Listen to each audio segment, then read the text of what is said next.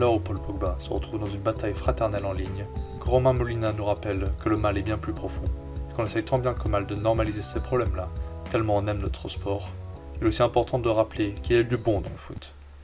Les buts du Barça sous Guardiola ne sont pas les seules actions collectives qui existent dans notre sport. Ces actions se multiplient en dehors du terrain, bien que moins médiatisées que les démonstrations catalanes. Alors bienvenue à Carton Vert, notre nouveau format chez 11e art. Je m'appelle Tom et je serai le premier présentateur de ce nouveau format. Dans les faits, Carton Vert c'est quoi?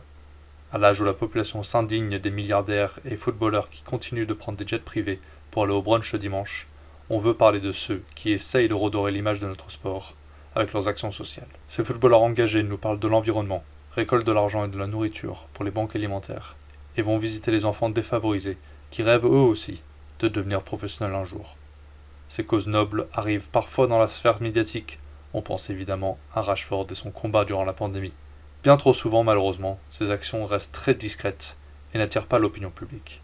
Ou justement, ces footballeurs prennent-ils des actions discrètement pour ne pas attirer l'opinion publique, rendant l'action d'autant plus noble? Vous avez 4 heures. Avant d'attaquer notre premier sujet, on précise évidemment que certaines actions, que ce soit les joueurs, mais surtout les clubs, les dirigeants et les fédérations, ont parfois vocation positive en apparence, mais que finalement elles entrent parfaitement dans la case greenwashing.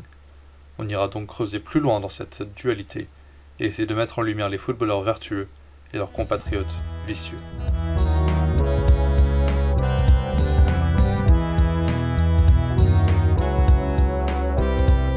On va démarrer avec une action positive. Un joli but. Un but commun à tous. Common Goal est une association créée notamment avec l'aide de Juan Mata. Ancien milieu de terrain offensif de Chelsea, Valence et plus récemment Manchester United, l'Espagnol a voulu mettre à profit ses salaires accumulés à travers sa carrière. Décrit comme l'un des footballeurs les plus gentils au monde, il a voulu se démarquer un peu plus de la concurrence dans ce classement hypothétique. Le concept est le suivant. Lui et les autres joueurs et joueuses qui participent à ce projet donnent un minimum de 1% de leurs revenus à des associations choisies en collaboration entre le joueur et Common Goal. L'objectif à terme est de s'avancer vers ce qu'ils appellent les Global Goals.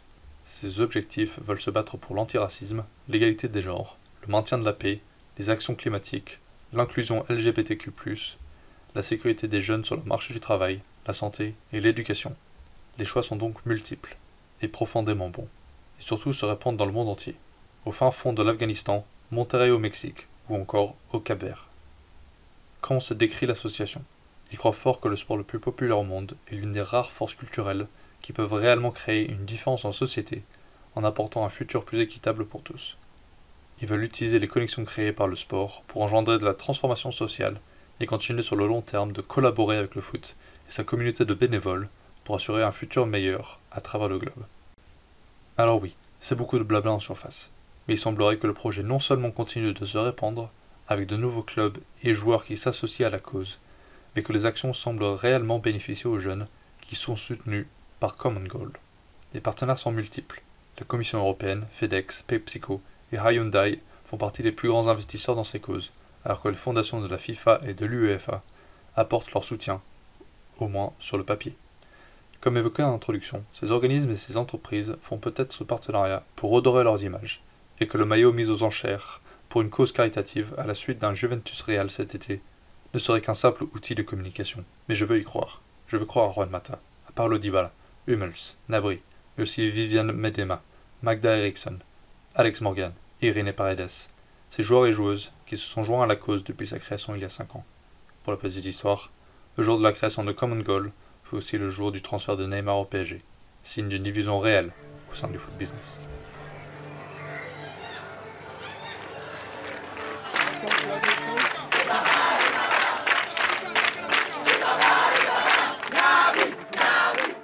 Auteur d'un court documentaire sur ses origines en Côte d'Ivoire, le Munichois Serge Gnabry est accueilli comme un roi à Grand-Bassam, l'un des quartiers défavorisés d'Abidjan. Il est l'une des principales têtes d'affiche de l'association. En Côte d'Ivoire, Common Goal collabore avec Tackle Africa, qui teste un maximum d'enfants contre le VIH, avec des tests à proximité des tournois organisés par l'association. Méline Gérard, à l'époque gardienne de Montpellier et aujourd'hui de Real Madrid, était la première française à rejoindre le mouvement. Elle s'exprime sur son implication. J'ai décidé de rejoindre Common Goal car j'ai conscience qu'en tant que footballeuse, j'ai un impact social important et j'ai à cœur de le mettre au service des autres. Et c'est ce que fait Common Goal. Il réunit pas mal de footballeurs et de footballeuses pour des causes plutôt humbles et qui me tiennent à cœur. L'Islandais Alex Runarsson, gardien à l'époque de Dijon lors de son association il y a 3 ans, était le premier joueur de Ligue 1 à avoir contribué durablement au projet. Récemment arrivé à Nice, Kasper Schmeichel est l'un des rares joueurs en France qui y contribue, alors que les clans allemands ou espagnols grandissent chaque mois. Aujourd'hui, 176 associations travaillent chaque jour avec Common Goal. Alors que le nombre de joueurs grandit également, c'est surtout les bénévoles et les donations de particuliers qui grandissent chaque année. Des personnes comme vous et moi, supporters de football ou non, donnent chaque année 1% de leurs revenus à Common Goal. Ils peuvent choisir les associations qu'ils préfèrent soutenir ou simplement financer des projets plus grands, tels que l'égalité des genres à travers le monde. Grâce à ces donations, l'association permet aux jeunes de jouer, mener et de créer une société dans laquelle ils veulent vivre. Le plus important, c'est surtout que pour eux, ces jeunes défavorisés à travers le monde, le football n'est pas une question de gagner ou de perdre, ou de trophées et de primes à la revente. Pour eux, le football est un outil de développement social, de développement personnel, et un formidable outil pour réduire les inégalités. Il y a 5 ans donc, le fada de col roulé et de passes décisives qui Juan Mata a réalisé justement sa plus belle passe décisive, celle de donner aux jeunes de Zambie, de bidonville de Mumbai ou de Turquie le droit de s'exprimer sur le terrain pour qu'un jour ils puissent s'exprimer plus largement en société, pour vivre une vie meilleure. Alors dans son langue natale, gracias Juan, gracias por todos.